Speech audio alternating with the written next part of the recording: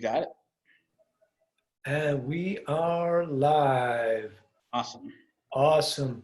Oh man, good to see you, buddy. Good to see you out of the hospital. Awesome. I feel great, man. Thank you. That's awesome. Hey, listen, before I go too far, so I always start every podcast with a little bit of music. So if Sure. you could choose, what kind of music would your podcast to start with? Like I saw you do something on like an old, it was like a Spanish guitar type thing. That was kind of cool. Oh, okay. But then there's also, I like blues a lot. So a lot of blues is cool. Jazz, improvisational jazz, it's cool too.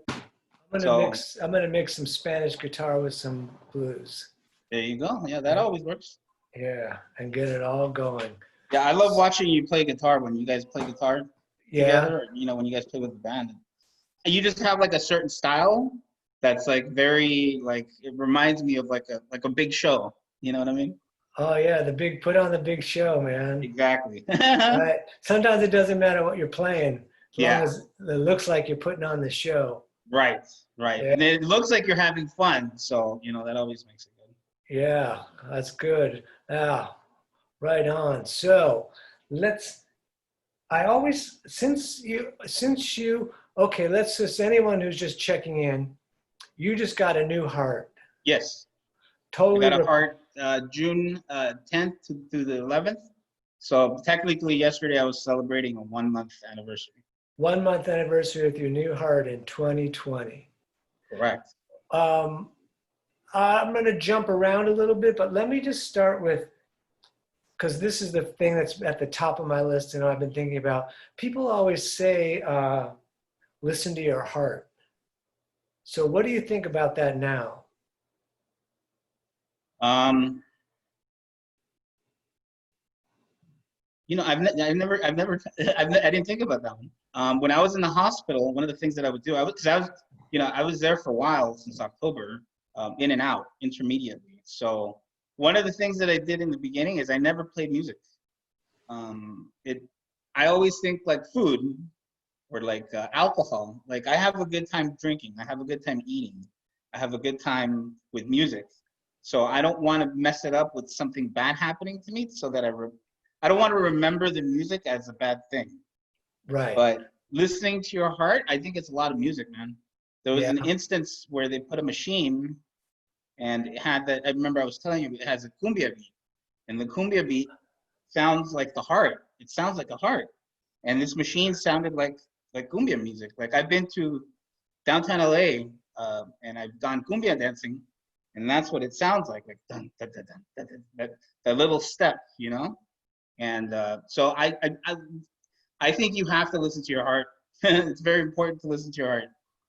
I didn't Yeah. do it for a long time, and then suddenly something happened, and you have to. Yeah, and now you have a new heart. Yeah. So do you listen to that differently? This one is much different. Yeah. Yeah. See, the previous one, I had a thing called cardiomyopathy. That's what actually happened to me.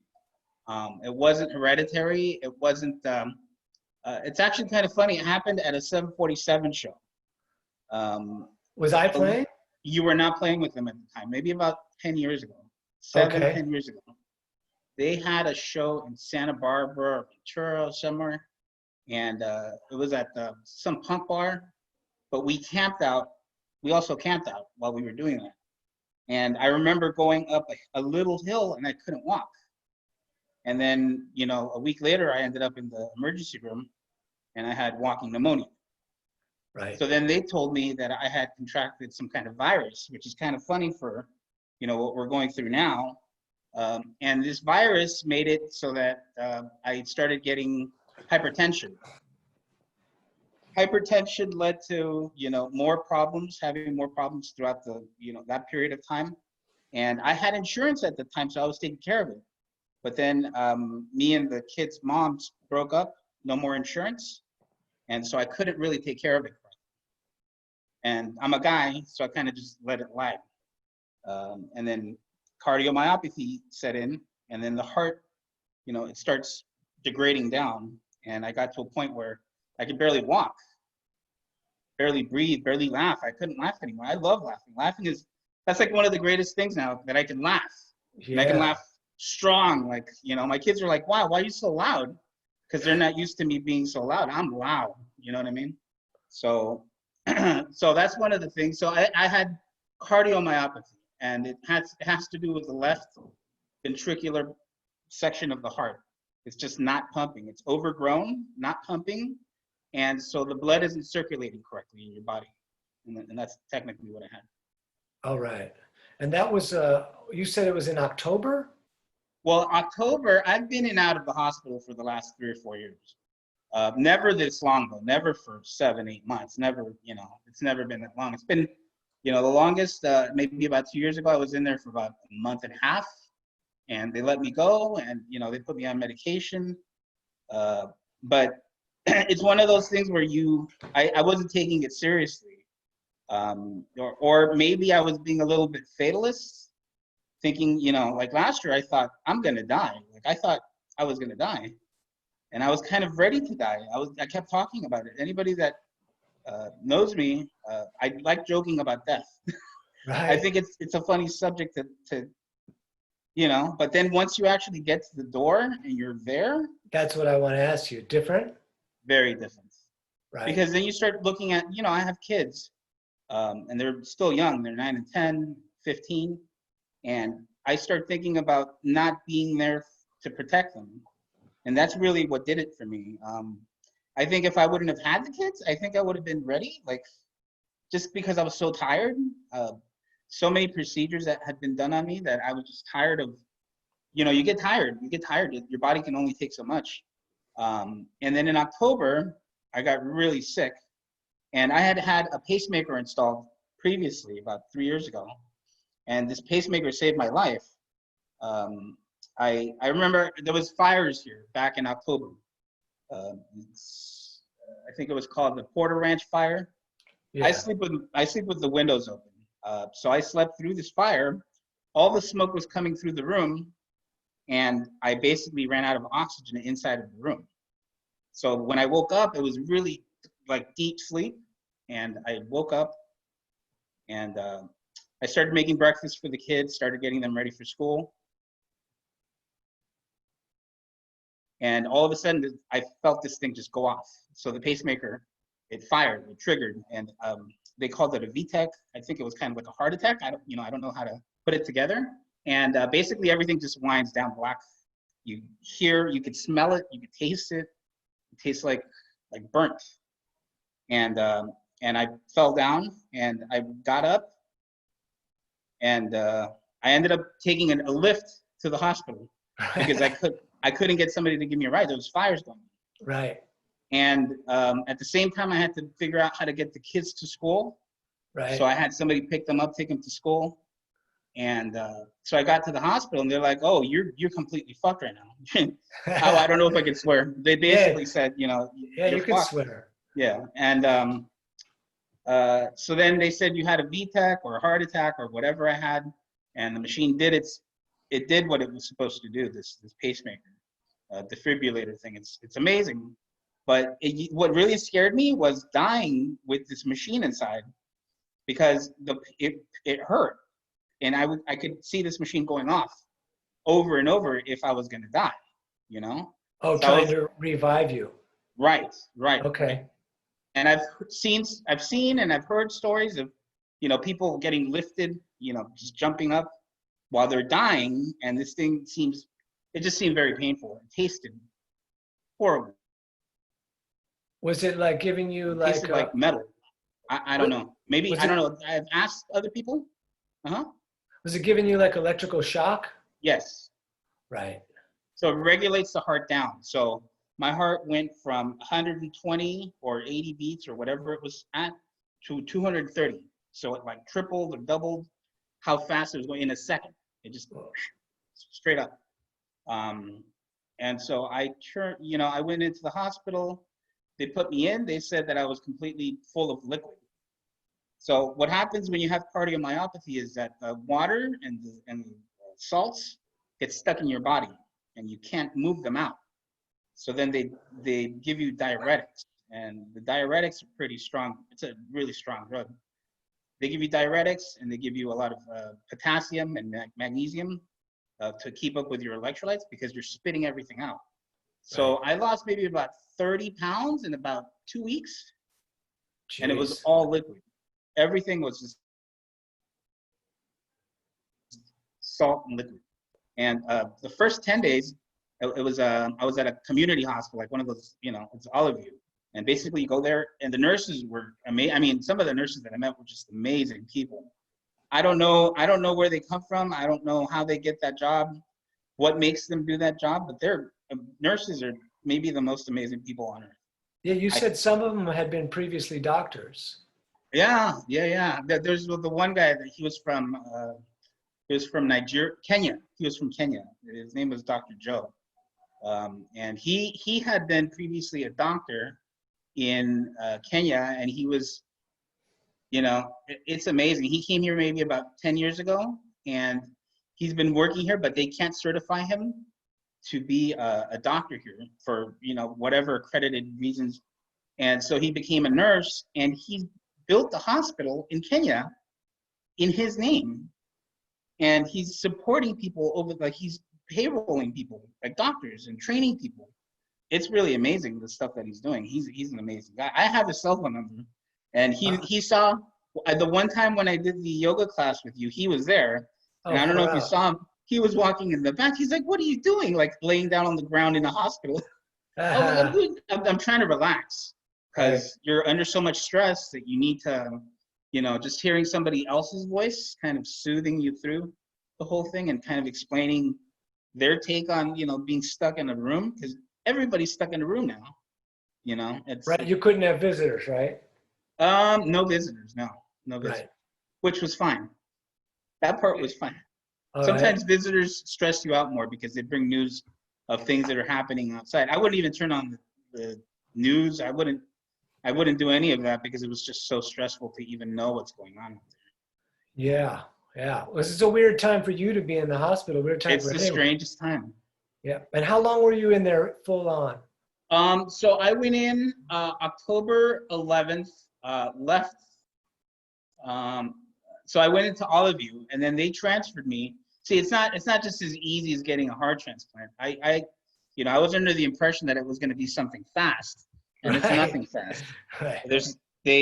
So what they did is they moved me from all of you to UCLA. I met a doctor at all of you, and this doctor told me, I want to help you, but I need to make sure that you're a qualified candidate.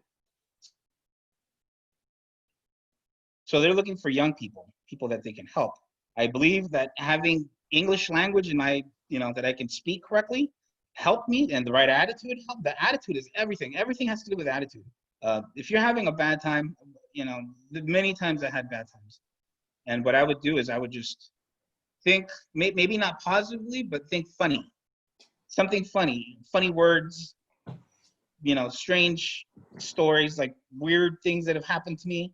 And then I would tell these nurses some of the weird things that have happened to me, like, some of the drug stuff that might have happened to me, some of the funny stuff, waking up with a hooker with all my clothes on.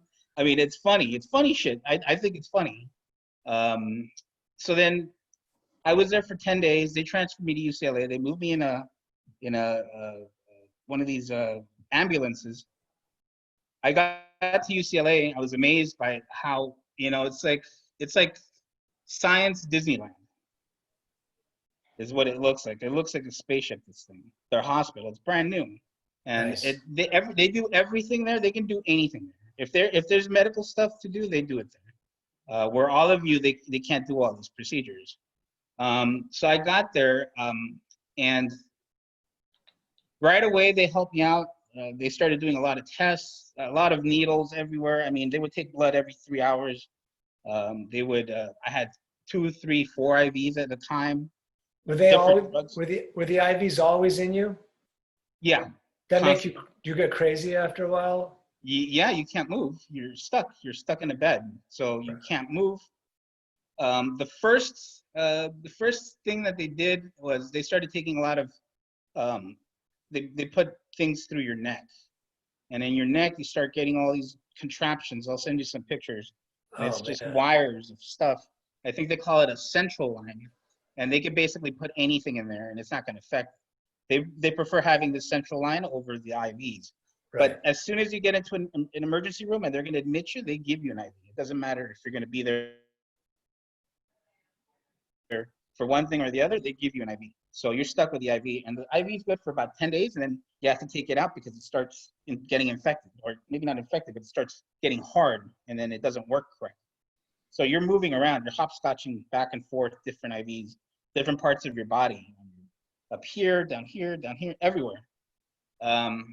And so then I did that for a while, and then they gave me a machine, and the machine that they gave me was called the pump. And that's the one that sounded like the cumbia music. It's called the pump? Pump, like I'm not sure what the technical name, that's what the name that they gave me.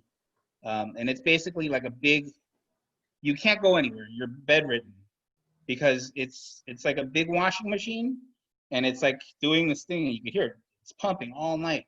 It's big, like it's like 4 feet or 3 feet by 3 feet. Yeah, like let's say like a dishwasher, like a small Holy dishwasher. do you take that home? No, so Oh, that's okay. an, you have to stay in the hospital for that. Okay. And the whole time I kept getting fevers while I was there. So whenever you get a fever and you have a central line, they think automatically that you have an infection. Right. So they remove it and they put it somewhere else.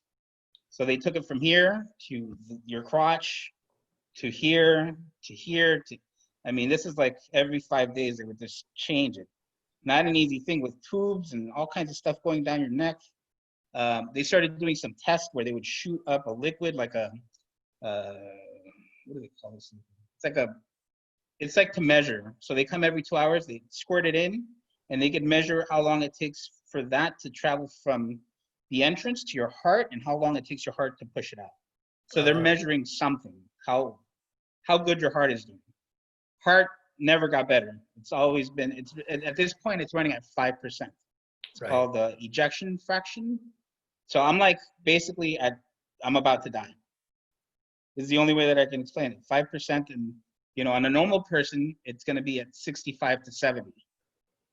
And here I am at 5%, and I have a machine pumping, and it's not getting any better. So they're trying to do different things with me. And I'm strong enough where they can do a lot of things.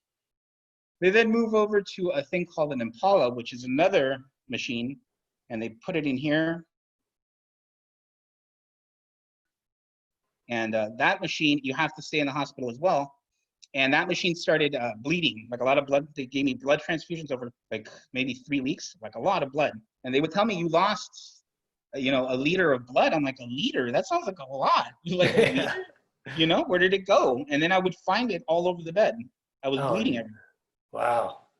One of the things that they do is they give you blood thinners. So your blood thinners are, they really high. So you just bleed. As soon as they cut something, you're bleeding. When you shave, if you cut yourself, you start bleeding, you can't stop it. And so you can't shave. So I was in there not shaving, long hair, and then this machine, they finally had to take it out, but they told me they're going to give me an LVAD, which is left ventricular assist device. And this device, I can go home.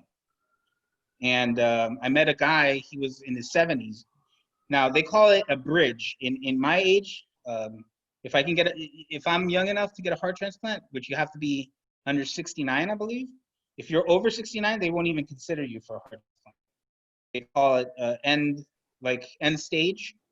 So they give you the machine, but with the idea that you're gonna die. There's no future for you. Fucking, it's sad. And I met this 72-year-old guy, and he knew he had it for 3 years, and he's probably still alive right now. But I'm like, in the middle of the pandemic and the whole thing, I'm like, man, that guy must not go anywhere, because that's scary to be 70 and know that you're gonna die anyways. We're all gonna die, but it's just the knowing part's kind of scary. And so they gave me the machine. I was fighting off the machine. I didn't want the machine. Right. I felt like if I could just stay in the hospital for another 2 months, and by this time I've already been in the hospital for about 3. So this is from October. I take that back. October 10th, I went in, and then December 3rd, they gave me that new machine, the Elvin. The new machine is amazing. It's got batteries. It's spinning. It's got RPMs. You could hear it. I would put my kids' ears on my chest, and they'd say, "Oh my God, it sounds like a motor," because it just whirs like. Because you were home at this point. With that machine, you were able to go home? They let me go home. Right. And then 21 days later, I had a stroke. Shit. Because the blood thinners and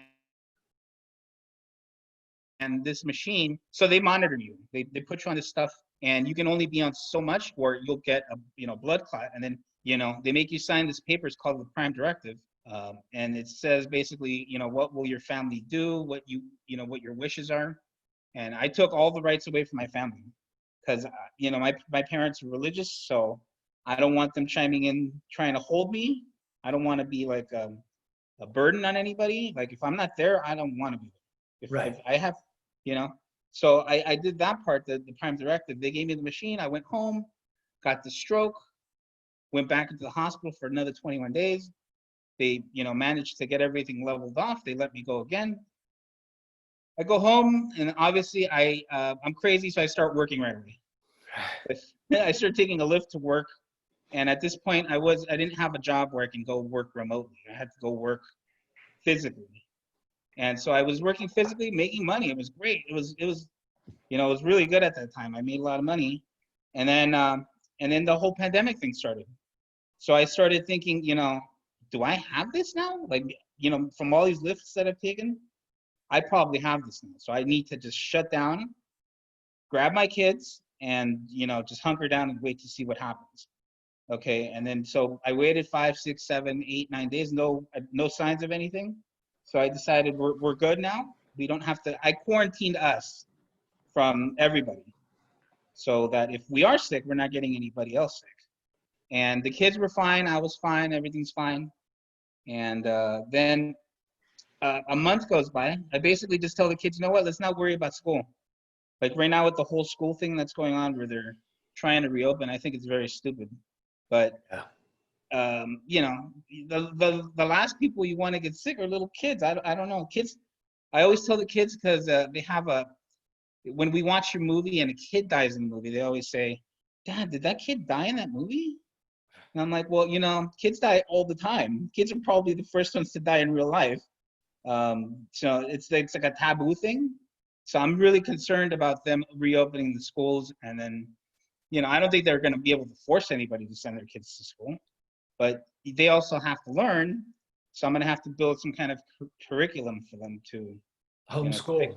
To homeschool, which I'll figure it out. So then we, the whole quarantine thing happened. We were out for about a month, and this whole time there's a hole in my stomach where the machine is plugged in. So the machine is here. It's straight. It's like a tube. It looks like a plumbing piece. Right. And it spins. It's got a little motor and it spins. It was running at 2,900 RPM. So it's spinning at 2,900, whatever RPM means. Rotations per minute, I'm going to guess. I don't know. I don't know. I'm not a mechanic. So then that's how it was spinning. And the drive line, which is what they call the hole where the power outlet is going in to power this machine that's attached to it's like stapled onto my heart. It got an infection from something. And so I'm here thinking I got the coronavirus because I'm getting a fever of 103. I don't feel good. I'm starting to feel really bad. And so then I end up having a big problem just even getting to the hospital because nobody wanted to give me a ride. Oh, right. Because you're COVID. If you think you're COVID, then at that time I think it was a little bit scarier than it is. I mean, it's still scary. If you told me get in the car with me and I have COVID, I probably wouldn't get in the car with you. Right. But if it was really freaky because at that time we didn't really know anything, like how strong it is, what it really does. And so I had to take a lift to the hospital, and they did the COVID test. They did 2 or 3 tests, and this thing they shove in your nose. I don't know if you've done one of those tests yet. No. It's not easy. It hurts. And so no COVID, but they put me in a COVID unit where like the rooms are air pressurized and they walk in there with full, full garb. They think that you're possibly infected. And it turns out that it's just a bacterial infection, which is not easy, but they can cure it. They can give you antibiotics for it. Right. And so they put me on antibiotics. They moved me out of there and they put me in a regular room. And the regular room is amazing because the nurses are very lax. And I'm feeling good because I've been out of the hospital for 2 months, recuperating from all the procedures that they did previously. So I was walking. I was doing 5-6 miles a day with the kids, just walking around, going With the to work. machine, with the machine on? Oh yeah, yeah. Did The that, machine's like this big. It's like a little bag. right. Let me ask, did that machine like make you kind of like, did you sometimes look at it and have a panic attack or anything? All the time, because it's powered with batteries. Oh. And so what happens when the power runs out, or What kind of batteries? Like a 9 volt or something? Or oh no, they're huge. They're like big squares. So you got to plug it in from time to time? Yes. Okay. Yeah. You're supposed to. I'm kind of weird. Each battery lasts about 7 hours, so I would just sleep right through it. But I would wake up and an alarm would be going off. Beep, beep, Right. Because, so then so I managed to do the batteries were fine. Now I have problems waking up looking for the machine. I start looking, yeah, because like it was there. Like a phantom leg or something, like. Correct. Yeah. Correct. So the machine was fine because it kept me alive, and they call it a bridge to the next step. The next step would be the heart transplant. And so I got sick. I went into the hospital. They put me in the what they call a step down, which is basically a hotel room. You can't complain. They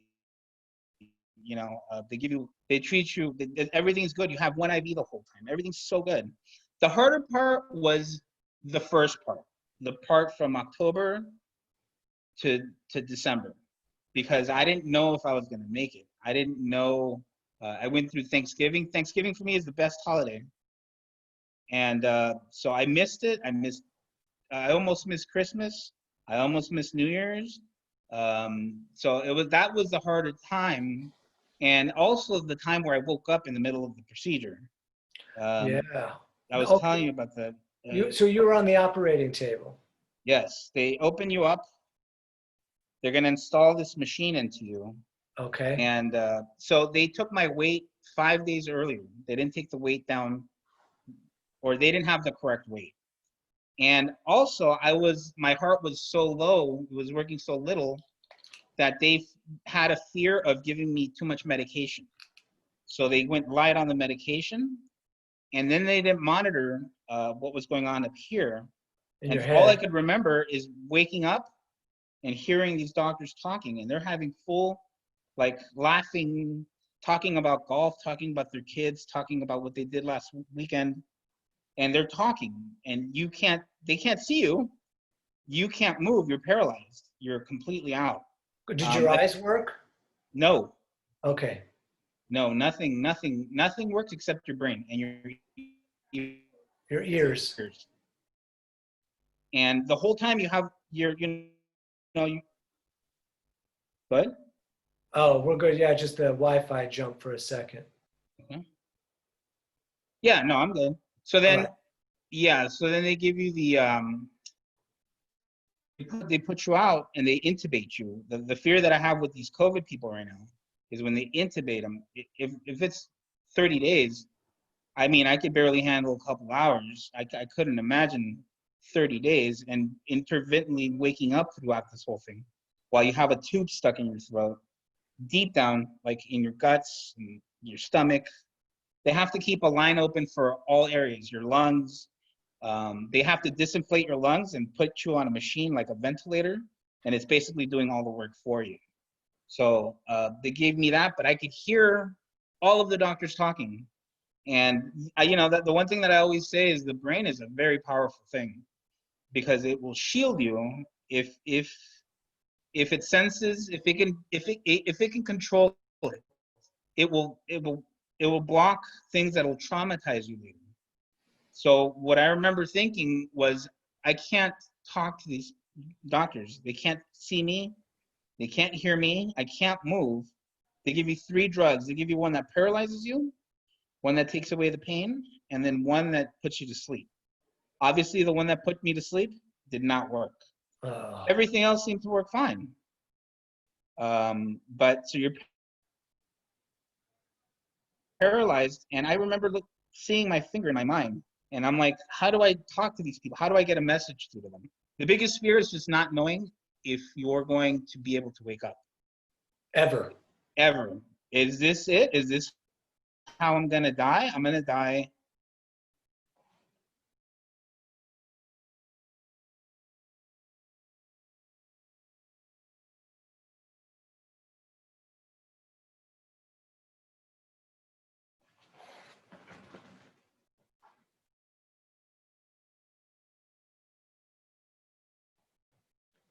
Okay, hang on a second.